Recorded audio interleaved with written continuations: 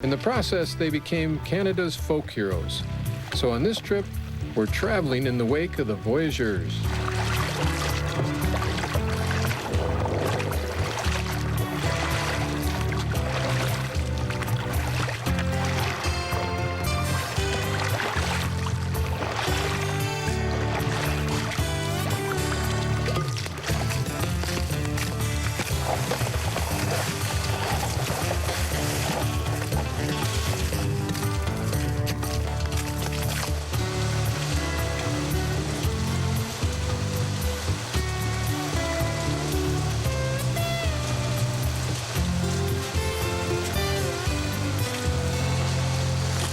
Wow, look at that. At least there's some good comes from all this rain. My kids would make me paddle to the end of that, you know, look for that gold. And it's right there. I can see it.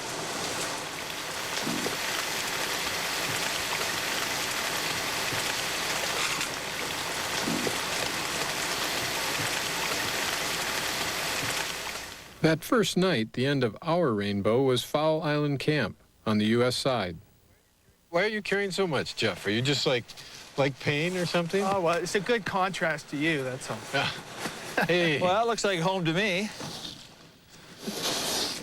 Home, sweet home. For one night. I think we should string tarps before we do tents. Okay, that's a Or plan. if we do that, will it be past tense? Well, Oh.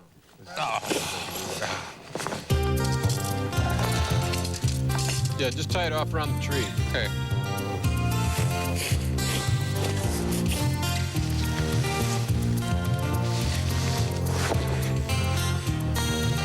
No tape, just rope. Instant tent. Looking good?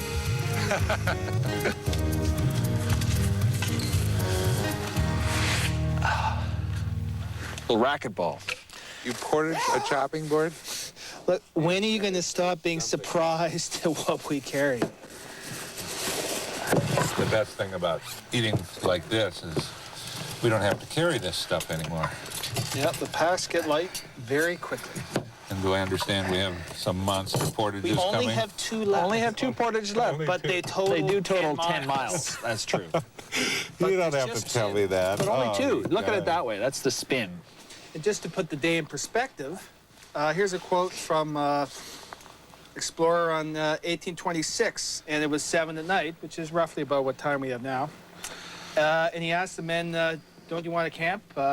And he said they answered they were still quite fresh yet. They'd been paddling constantly since 3 o'clock this morning, 57,000 strokes with the paddle, and they were still fresh yet. No human beings except the Canadian French could stand this sort of treatment. And we ended up camping at 9:30 that night, having come 79 miles that day.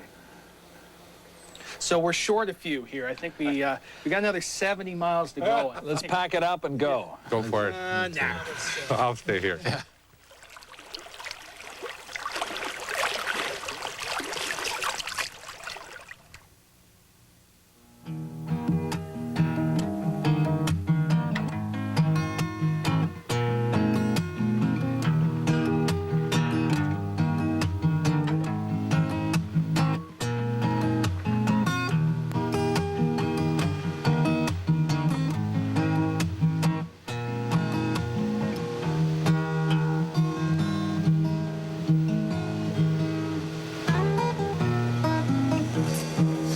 A little blister there. Yeah, a little maintenance. A little maintenance. A little maintenance out here in I the had, boundary waters. Jeffrey leech had a little adventure. surprise last night when he took his... Two what'd you leeches had somehow found their way under my foot. I can't Nice. imagine under why. the straps on his sandals. Along with the cutting board, Jeffrey also likes to carry a guitar. I couldn't help wondering why he didn't try something a little smaller. You ever thought of just like taking up the harmonica or something like that? Just so Now, that would be too easy. Now, you know we don't do things the easy way. I thought you learned that. I know, I've been watching. I've been learning a lot from you guys. Learning how to do Learning things what the not hard to way. do. It's eternal. He's hoping we will learn, but... Learning how to do things the hard Jeffrey way. has his eye on that cast iron guitar.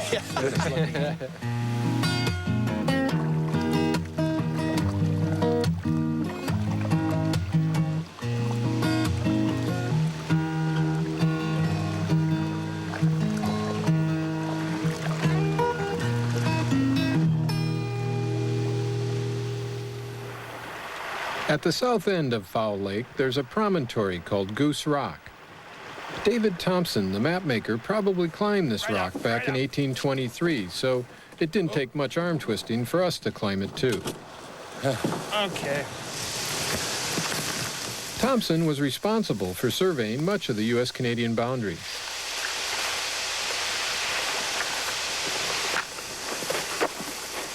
Oh, we got a view up here or what? Finally. Wow. Oh, man, look at this. This is worth a climb. Holy. There are the boats, way down there. From the top of Goose Rock, you can see why this is such great canoeing country. There's water everywhere. The bad news is you can see the portages that are coming up as well. It hurts just to look. There's the Pigeon River down there.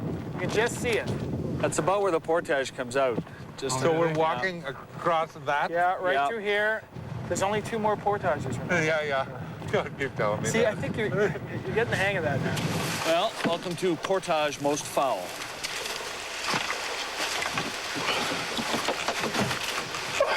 Rough. In the boundary waters, the length of a portage is still given in rods. An old surveyor's measure equal to 16.5 feet. Foul portage is 320 rods, exactly 1 mile. Every rod there are obstacles. It's a kind of canoeing steeplechase, but hey, we're walking in the footsteps of the Indians, the explorers, and the voyageurs.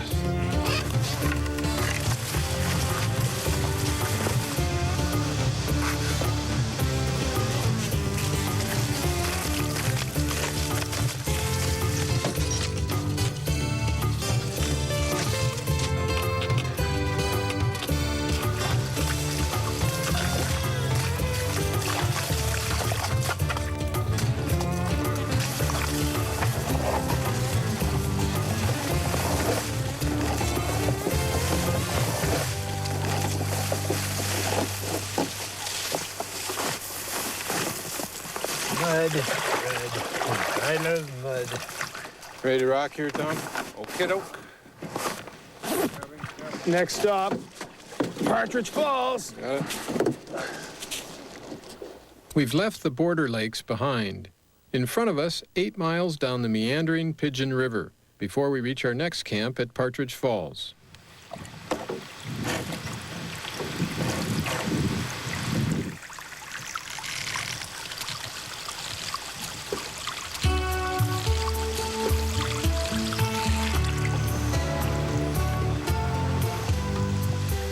In paddling, as in life, there's no rest for the weary, at least not for long. The Pigeon River transforms itself from deep and placid to shallow and irritating. Back paddle. That's pretty shallow. Our predecessors had to do this in fragile birch bark canoes. Take their line. Yeah, pretty much. Watch out. Well, how can I watch out? There's something I haven't seen. Well, just keep your eyes open. Well, I got them open. I couldn't see You that. never could see anything, you know? Cross drop. Go left. Look out. Keep it straight on. Drop. Get over left. Right here. Look out. Ooh. Upstream, upstream, upstream. Okay. Get out.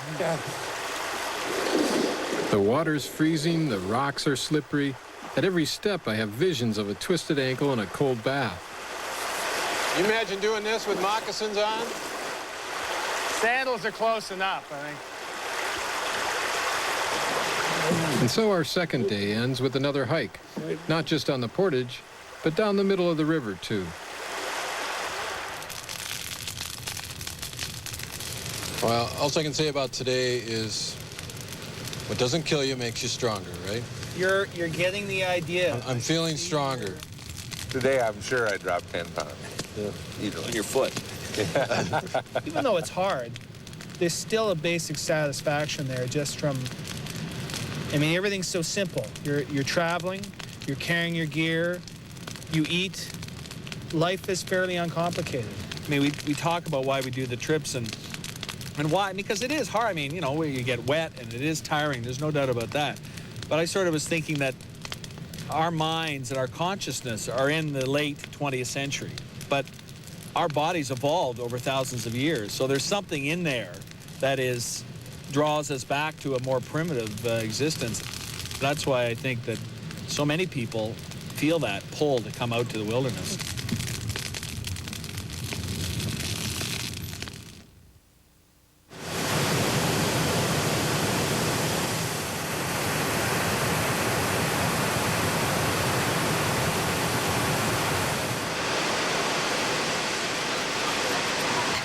Hot, hot, hot, hot, hot, hot, hot, hot, hot. Thank you, Thomas.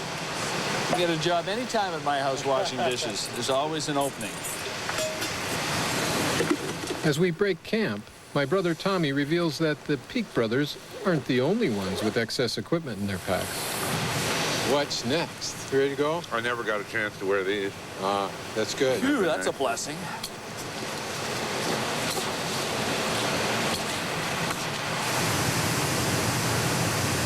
From here to Lake Superior, the Pigeon River drops through a series of unrunnable waterfalls.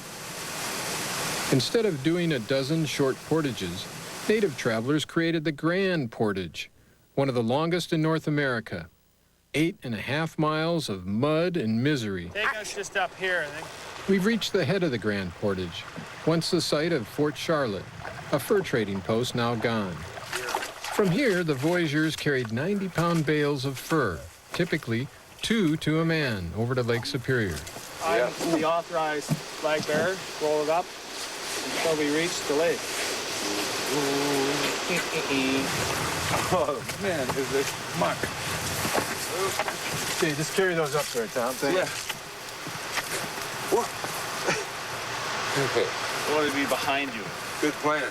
Oh. Good plan, huh?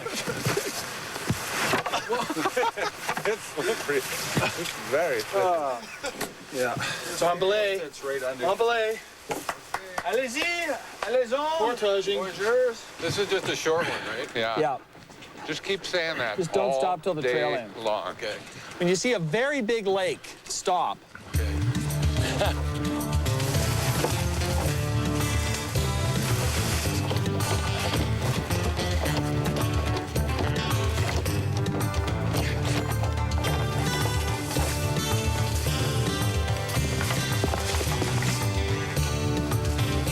Water break.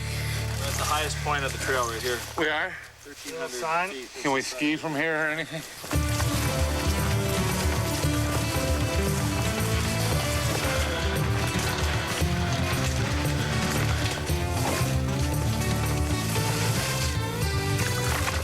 For about the first 5 minutes, they don't remember anything. Well, the last time we did it, I remember there was sort of like 3 stages of pain. There's the first bit, the first third of the portage where you stop, it goes away. Then there's the next stage where it hurts a lot afterwards, but it's not too bad. And the last bit, it was like someone digging a chisel into your shoulder blades here, and you just had to grit through it. But Oh, that's nice, Jeff. I have all that to look forward to. It's like true. you really know how to get a guy pumped up. well, it's this whole historical experience we're trying to give you, John.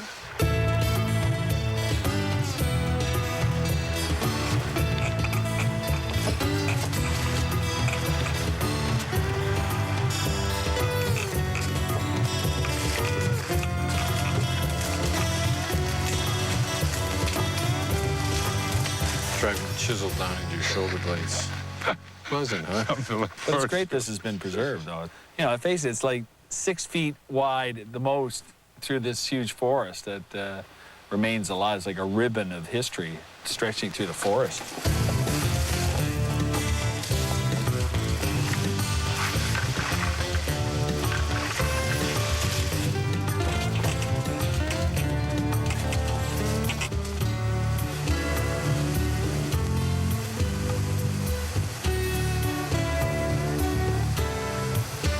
It's part of me now. I'm one with the pack. One with the...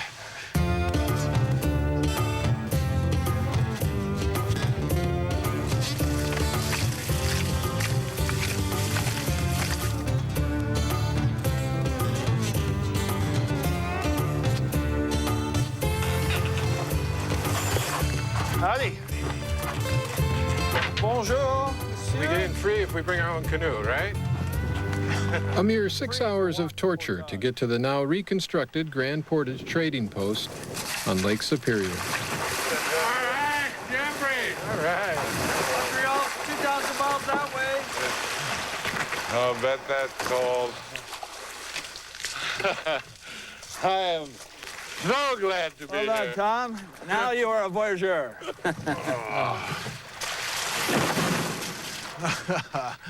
This is sweet. Hey, hey. Monsieur Voyageur, I salute you. Hey, thank you, thank you. Everything, I love it. Johnny, There you go, Tommy. I'm glad that's done with. Yeah. Oh, it's great. Now let's go back for the second load, okay?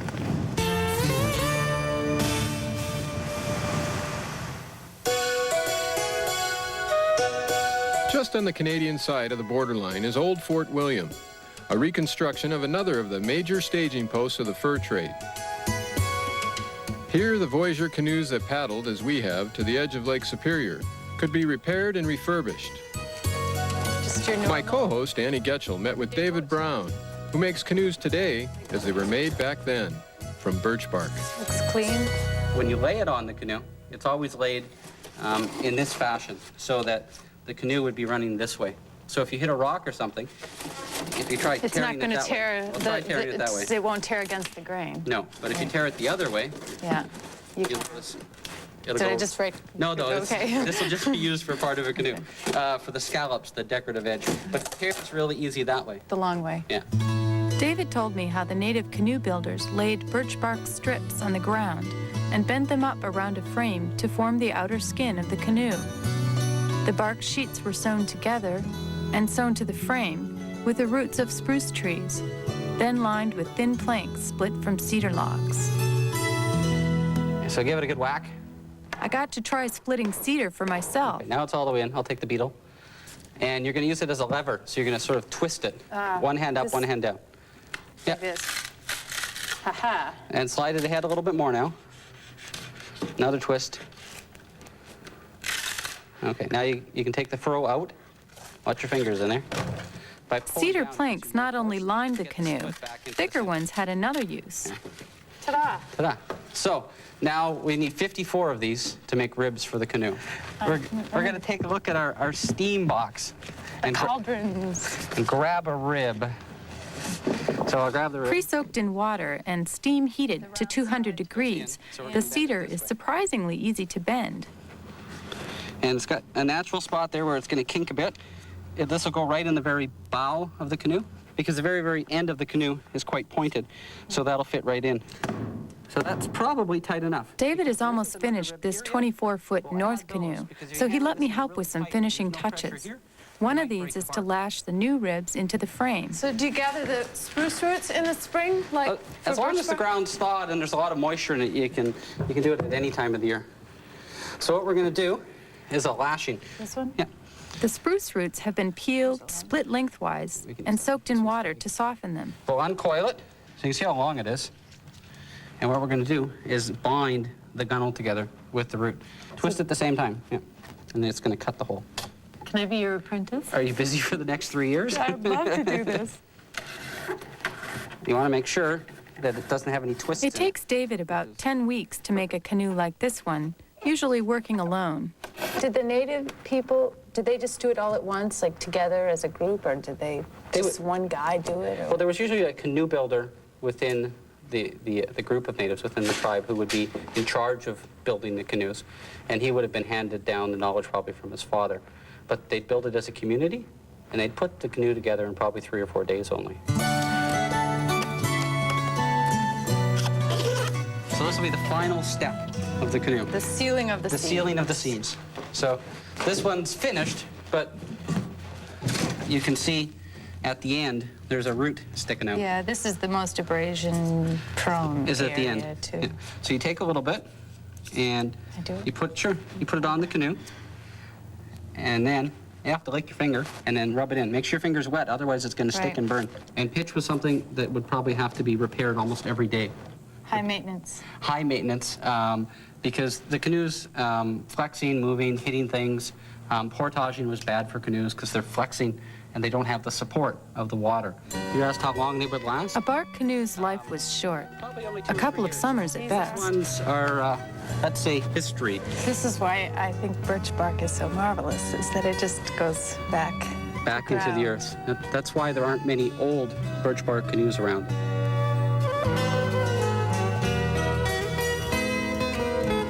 If the bark canoes themselves didn't last, their legend lives on, especially the legend of the giant canoes that took the beaver pelts on the next leg of the journey.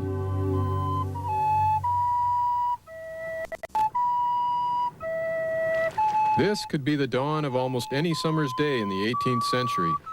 The scene? An overnight camp of the voyageurs who paddled not the lakes and streams of the western forests, but the open waters of the Great Lakes.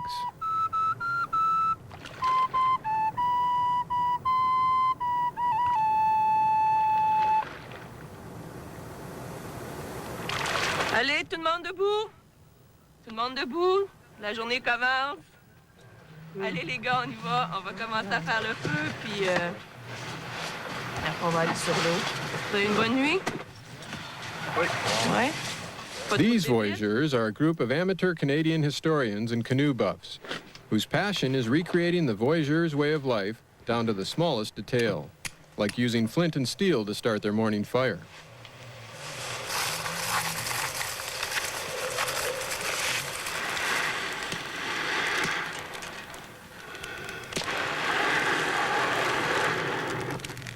The tang of wood smoke in the morning air begins drawing me, Tommy, and the Peak brothers into this recreated world even before we reach the campsite. We're here to continue our journey.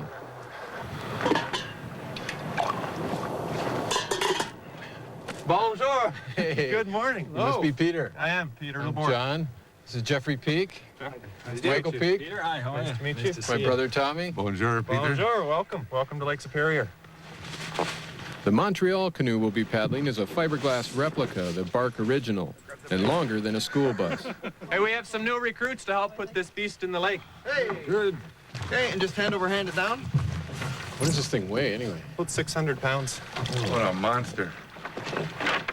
Voyageur is French for traveler, and the voyageurs who plied the Great Lakes were travelers and then some.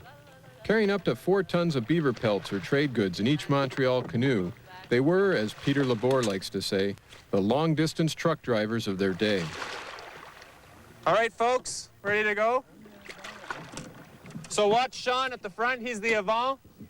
And the first command is préparé, and next command is en avant. And just follow the stroke of Sean at the front. V'là le bon vent, v'là le joli vent, v'là le bon vent, Moni m'appelle, v'là le bon vent, v'là le joli vent, v'là le bon vent, Moni m'attend. Derrière chez nous, y'a tenez tant. In the heyday of the fur trade, Montreal canoes plied the Great Lakes from the western edge of Lake Superior, 1,200 miles to Montreal.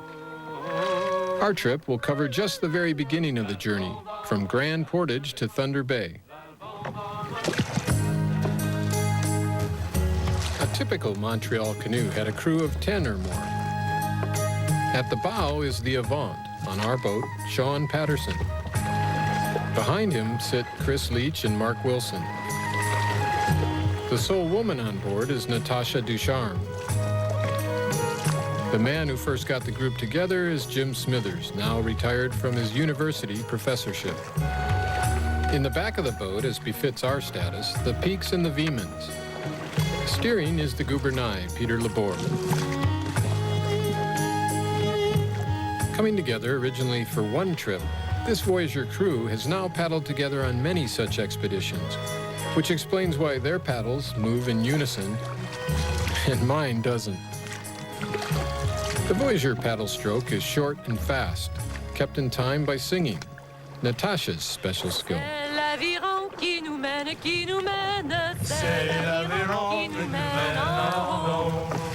The Peak brothers pitch right in. Well, they are Canadian.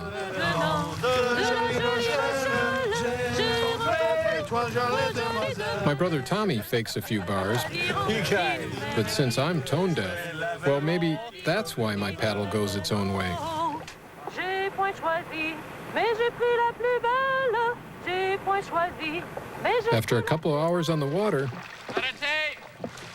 Cold water.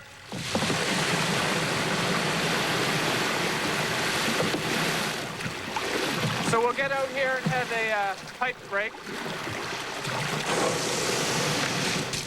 now what's the deal with the pipe breaks? Historically, you hear of the pipe breaks as time to relight the pipes and continue on for the day, but it has a purpose when you start paddling the boats in that it gives you a break. It's about the right period of time, once every hour and a half or 2 hours, so it can break up your day. You can count your day in pipes instead of hours. Today we had a 6-pipe day, which would be a long day, or a 4-pipe day, which would be a short day.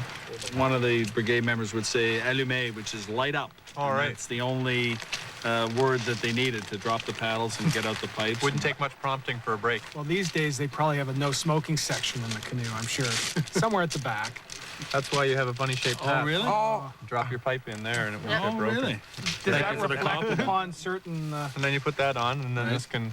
And Well, yours is going straight across me. But if your hat was longer, this would come down the side. That's why they wore the long hats? Yeah, one of the reasons, yeah. Now, how come they didn't use big ships? I mean, Lake Superior is plenty big. Why would they use, just big canoes like this? Because if one ship goes down, you can lose a lot more furs and a lot more trade goods than if one boat goes down. Shipping goods by canoe required stamina for the voyageurs and for the owners of the trading companies. Many months passed between trapping the beaver in northern Canada and selling the top hat in Paris. Investing in the fur trade was not for the queasy. On average, it took 4 years to find out if there was a profit or not. Préparez! En avant! J'entends le moulin, tic-tic-tac. J'entends le moulin, tac. Pipe break over, it's back to stroke after stroke after stroke, without the usual canoeist option of switching sides to rest tired muscles. J'entends le moulin, tic-tic-tac. J'entends le moulin, tac. J'entends le moulin, tic-tic-tac. J'entends le moulin, tac.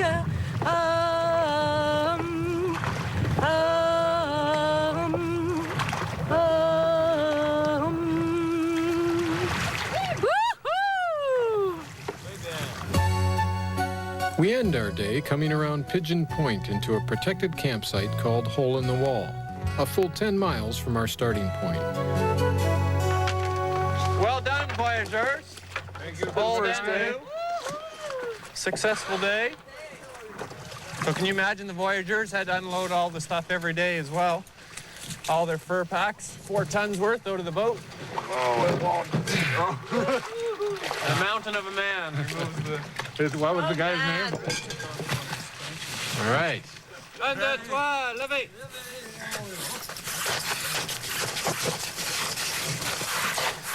How's that, Sean?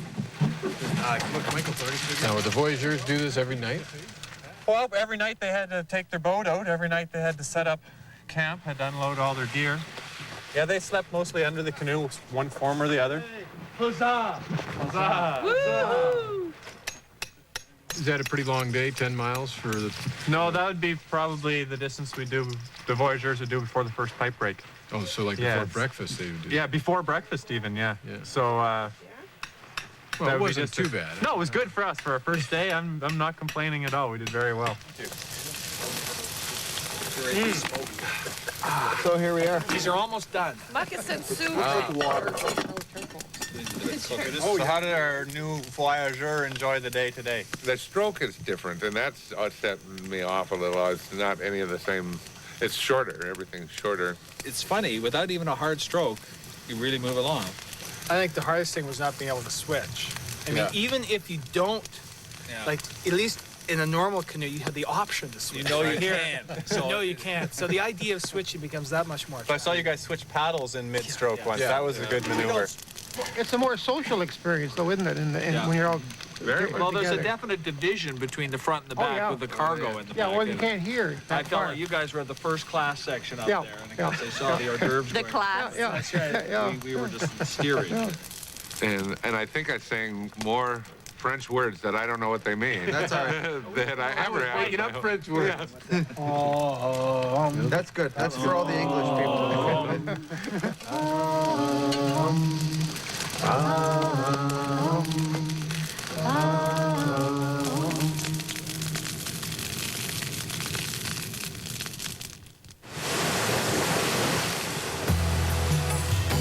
Superior is notorious for bad weather, and today the lake is in a particularly foul mood. We leave our protective cove to face nasty whitecaps and dangerous chop in Pigeon Bay.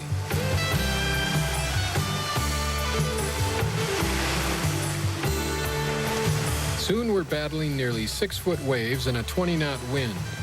Sitting behind the Avant, I'm spared a good soaking, but ringing in my head is Peter Labour's cheery assertion that when a canoe went down, it lost only 4 tons of fur. It's a different story when your hide's on board.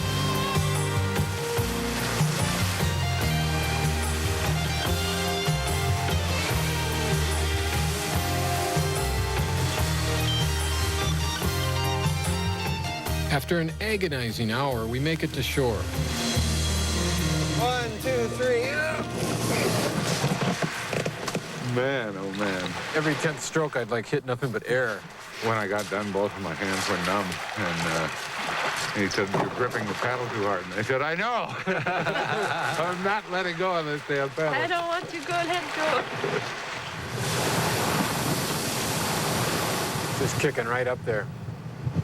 Yeah, it's a little rough, eh? We were shipping quite a bit of water those last few strokes. Yeah, and it's coming straight off here. We've got no breakage from the islands and the points, so. And above and beyond the safety, there's not much point in paddling into a headwind with everything you've got for 3 hours to go 200 meters when tomorrow it'll go good and fast. So, just like the Voyageurs, we'll build a nice fire, we'll curl around there, sit and wait. Wait for the lake to let us paddle. When the Voyageurs were windbound, their priority was char cloth, the squares of carbonized cotton that are the key to making a fire from flint and steel. Char in there. For a Voyageur, being without char cloth is like my going camping without matches. Unlike a Bic lighter that you just throw back in your pocket and use it next time, you always have to have char cloth. Just flannel, ripped into squares. And since it's inside an enclosed space, it can't completely burn up to ash. There's a hole in there. Now we'll just put that onto the fire, and after about 45 minutes, we'll take that off, let it cool a bit, and then when you take out your char cloth, you're ready to go. With the char cloth baking, most of us nap. But Jeffrey starts a baking project of his own. Tonight.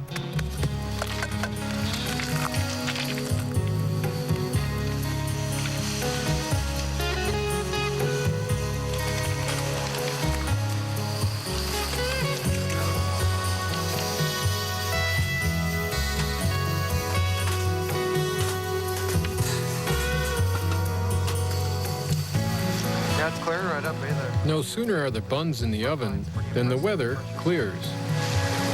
Yeah, I'd say the wind has switched 15 degrees and 20 degrees since we were here last time. And we'll head out. Two hours should get us somewhere. So you're used to being windbound, are you, Jim? Yes, one of the interesting things about doing these kinds of trips is that it's a good chance to check the myth with the reality. Oh, yeah? Quite often, when you read about the Voyageurs, they got up every morning at 4 o'clock. They paddled every day until dark, which is 11 o'clock, which meant they had 20 hours of paddling. And 20 hours of paddling at 5 miles an hour is about 100 miles. In reality, they averaged 30 miles a day, so they must have spent a lot of time stopped, windbound, just like we were today. Yeah. The char cloth is cooked. Yeah, it looks good. It's good and dry. It shrinks down a little bit smaller, but it's ready to go. As for Jeffrey's buns, So we're going to take the cinnamon buns still in the oven. Still cooking, eh? 1, 2, 3. Préparez! En avant! Oh! Alouette, gentille alouette. Alouette, je te plumerai.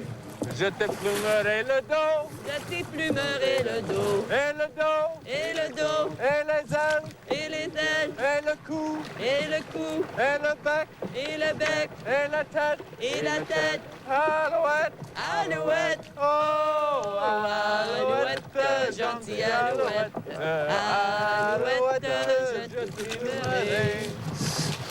Do they value Voyageurs that could sing more than other Voyageurs? Well, yes. the one who would lead the song would be paid a little bit more. And did they, were they good at saving their money? Almost never.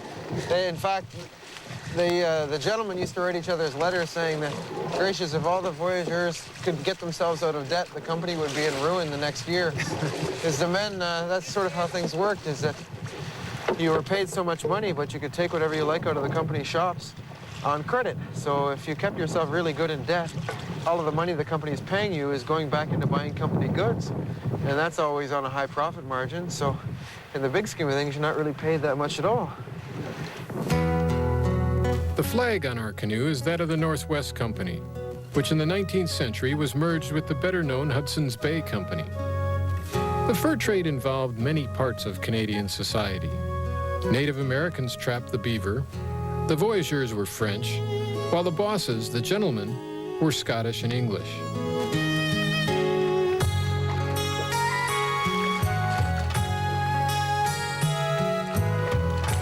Arrêtez! Cold water, please. Let's just back up here into the cove a little bit, and we'll take a break. Allumez, tout le monde. Drum roll. Oh, cinnamon roll. Nice buns, Jeff. You have one, Michael? Yeah, I do. Oh, okay. Wow, that's awesome. This rest stop turns into more of a bun break than a pipe break. And now it's just a few more miles to our second overnight camp on Jarvis Bay.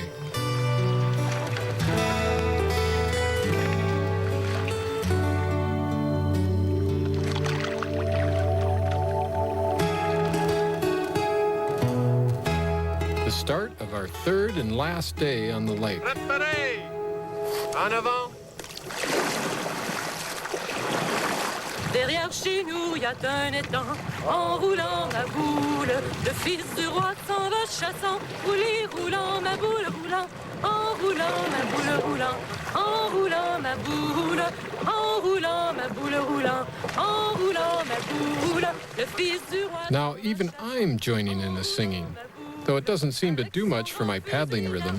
Roulis, roulant ma boule, roulant, en roulant ma boule, roulant, en roulant ma boule, en roulant. Chris tells me I can now call myself a milieu.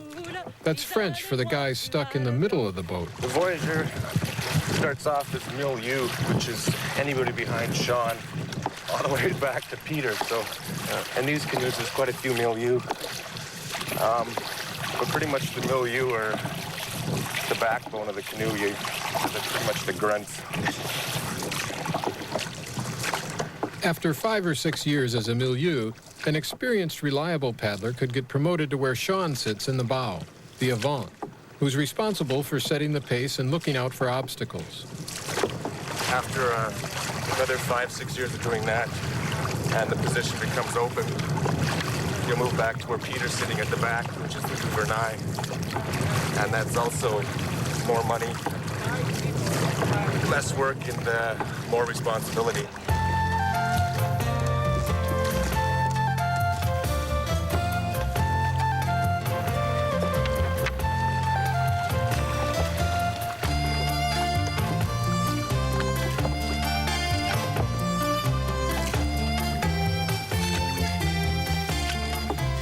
Superior is calm today, so we venture away from the shelter of the shoreline to spend the night at one of this Voyager crew's favorite camps, on an island off the mouth of Thunder Bay.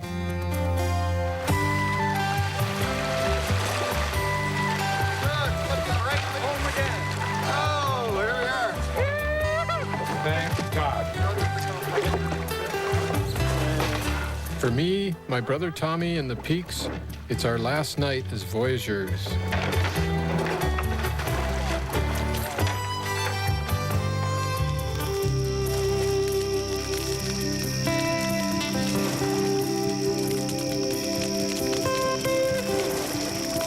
This lake has many faces. Tonight it's showing us a beautiful one. That's a huge part of our charm. You appreciated today's glassiness extra because yesterday was so tough. Well, it sure gives you a new appreciation for how much hard work it was getting back and forth, because paddling all day.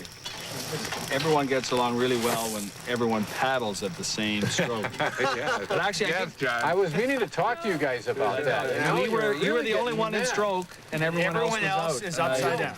We do, on behalf of the crew, I apologize for that. What is it that gets you guys so excited about the Voyageur way of life? In a lot of ways, the Canadian fur trader is representative of a lot of things that are Canadian. It's a huge effort in cooperation. You know, Native people, French and English all working together. That's why the canoe is such a good symbol for all this, because the canoe combines all three. Native, French, and English are all interwoven in the canoe. And it fits perfect in the Canadian landscape. If you take a map of Canada and throw 2 darts at it, you can put a boat in at one spot and paddle to the other spot, and across the entire country you never have to walk any more than 13 miles. That's the longest portage historically and modernly across this entire continent. Anyway, for me, it's like get to live the social life as a voyageur as well, and I really like those evenings around the fire and when people sing or dance.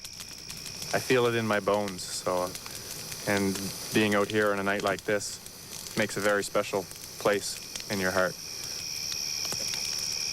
À la claire fontaine, m'en allant promener, j'ai trouvé l'eau si belle que je m'y suis baignée. Fendez le bois, chauffez le four, dormez la belle, il n'est point jour.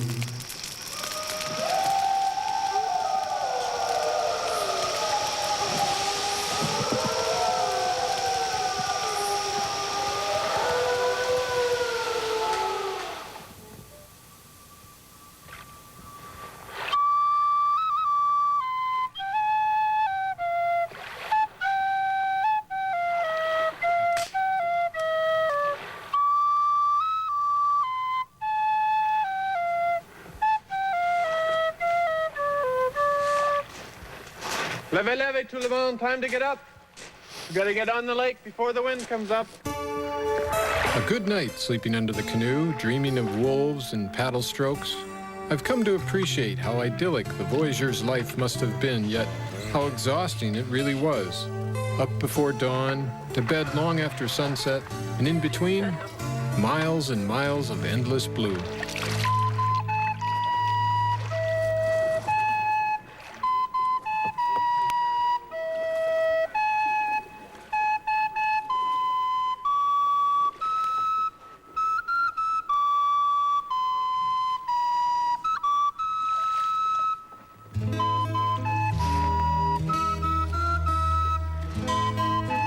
All right, Voyageurs, only 1,200 miles to Montreal.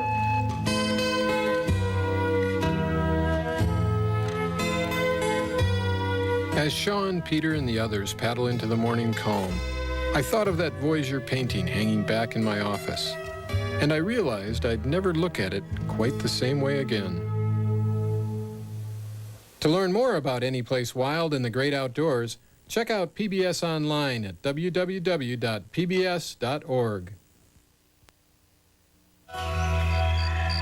Anyplace Wild is made possible in part by Chevy Tahoe.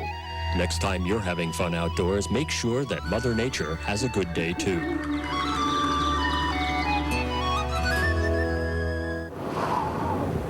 And by Low Alpine. 30 years of innovation in backpacks and apparel. Low Alpine.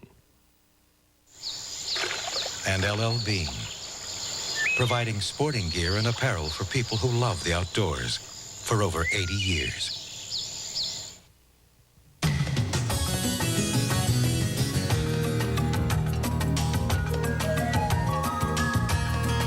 Coming up next on Channel 17, explore the daring effort that helped a devastated Europe regain a stable position in the world on the Marshall Plan against the odds.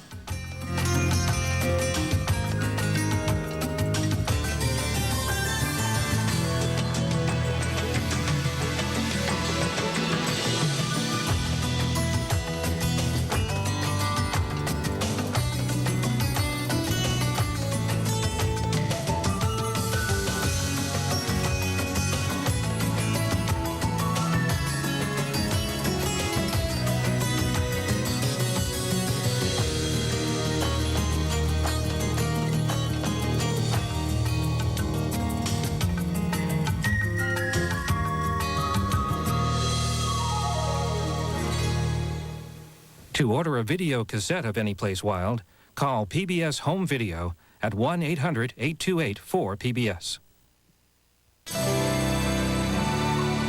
This is PBS.